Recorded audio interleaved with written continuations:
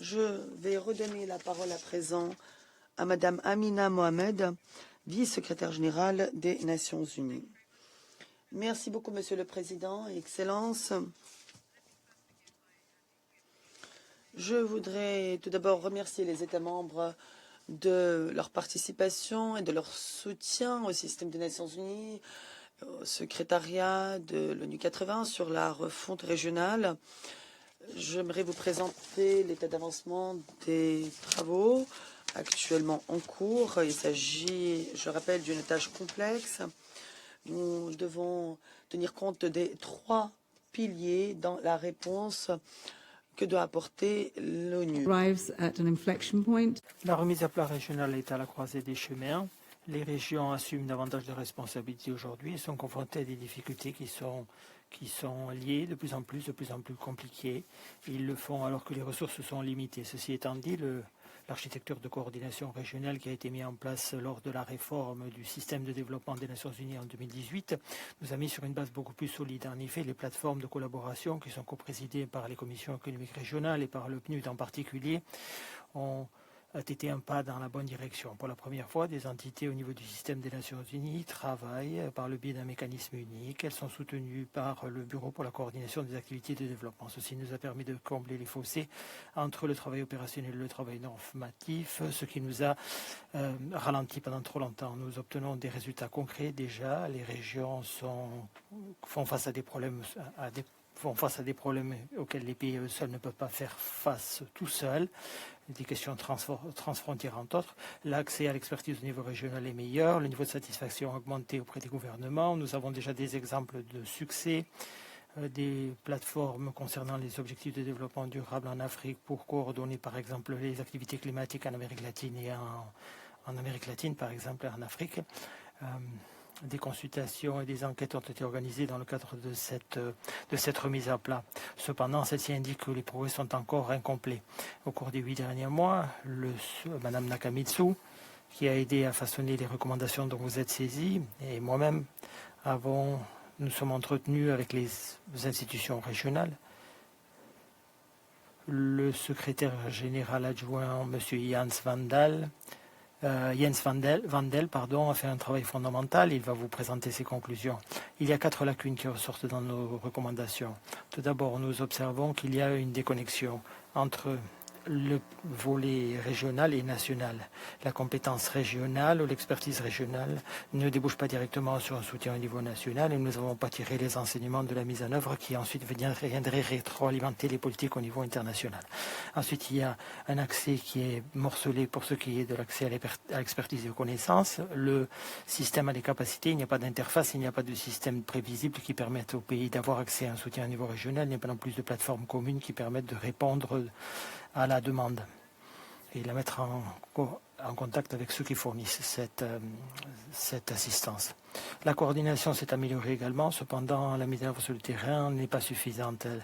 Le dialogue avec les États membres se fait de manière ponctuelle, trop ponctuelle. Les plateformes régionales ne sont pas suffisamment ancrées dans des processus intergouvernementaux, dans les processus. Ensuite, quatrièmement, des approches intégrées sont nécessaires sur les 3 piliers.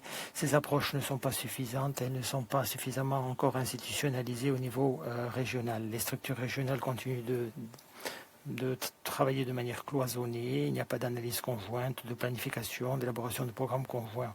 Et le coût, on le voit tout simplement dans les occasions qui sont manquées, de faire face aux risques multidimensionnels et de coordonner mieux la réponse plutôt que d'aller vers du morcellement. Le système est plus fort qu'avant, c'est vrai, cependant il n'est pas encore adapté à la réalisation de ces objectifs. Le cap doit être fixé non pas sur la création de nouvelles structures, mais bien plutôt de faire fonctionner tous les systèmes qui existent ensemble de meilleure manière. Ceci suppose d'offrir au niveau régional, lorsque les actifs sont au service des priorités des pays, pour fournir des solutions transfrontières et connecter les objectifs fixés à l'international sur la mise en œuvre au niveau national. Il faut placer la demande des pays au centre de nos activités. Les coordonnateurs résidents doivent être un élément clé qui doivent permettre de mobiliser l'expertise régionale et à temps. Cela suppose également de donner au niveau régional une capacité d'analyse et des capacités dans le domaine humanitaire du développement, dans le domaine de la paix, des droits humains pour que l'ONU puisse aider les États membres à faire face aux difficultés multidimensionnelles auxquelles ils sont confrontés tous les jours. Cela ne veut pas pour autant dire que nous allons modifier les mandats. Cela veut dire que nous allons veiller à ce que les actifs régionaux travaillent pour mieux servir les pays sur la voie du développement durable. C'est le raisonnement qui sous-tend l'évolution proposée pour aller vers des plateformes donc plus intégrées, pas de nouvelles structures, mais des pôles mieux à même de garantir l'action et la cohérence du système. En coordination avec les entités des Nations Unies, nous avons également formulé des recommandations pour que ce nouveau cap débouche sur des modifications. Comme je l'ai dit, nous sommes encore saisis nous obtenons des ressources et des informations du système de développement. Tout d'abord, renforcer les plateformes régionales, mettre l'accent sur l'expérience des plateformes basées sur la collaboration avec une application renforcée du principe de responsabilité et la nécessité d'agir comme un pôle unifié, unique. Donc ça suppose de gérer l'expertise à la demande, de soutenir des analyses conjointes, de permettre une coordination une réponse plus coordonnée aux crises.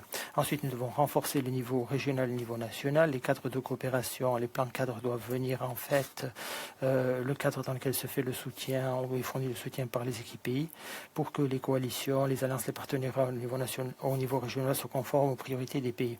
Ensuite, des coalitions doivent être mises en place pour mettre en œuvre qui doivent être basées sur la demande. L'accent doit porter sur les résultats, pas seulement sur les processus, et tout ceci doit être soutenu par la contribution des différentes entités. Ensuite, nous devons ancrer l'expertise à la demande au niveau régional. Nous devons marier les demandes d'offres et les offres et l'offre et la demande. Notamment pour ce qui est des entités qui ne sont pas basées au niveau national. Nous devons mettre l'accent également sur l'interopérabilité qui est nécessaire au niveau du système et en matière notamment de financement. Cinquièmement, nous devons mettre en place des écosystèmes de données de manière à ce que l'analyse se fasse au régional et vienne alimenter l'élaboration des programmes au niveau national et les politiques sont arrêtées au niveau international sur la base de ces plateformes. Sixièmement, nous devons modifier les mécanismes institutionnels en matière d'application du principe de responsabilité.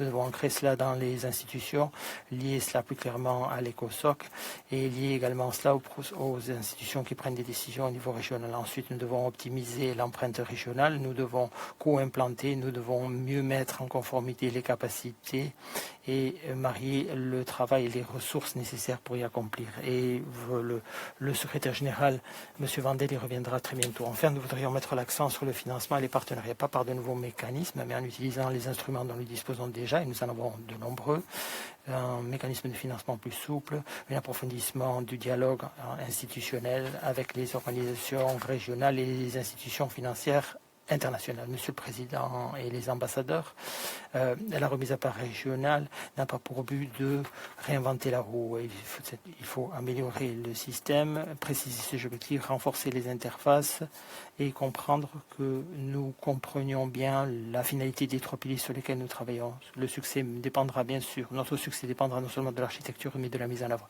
Serons-nous à même de traduire ces propositions en des mesures concrètes, un soutien plus coordonné, plus cohérent, un soutien et une réponse aux crises nationales et nous espérons au final des réponses plus concrètes au niveau régional.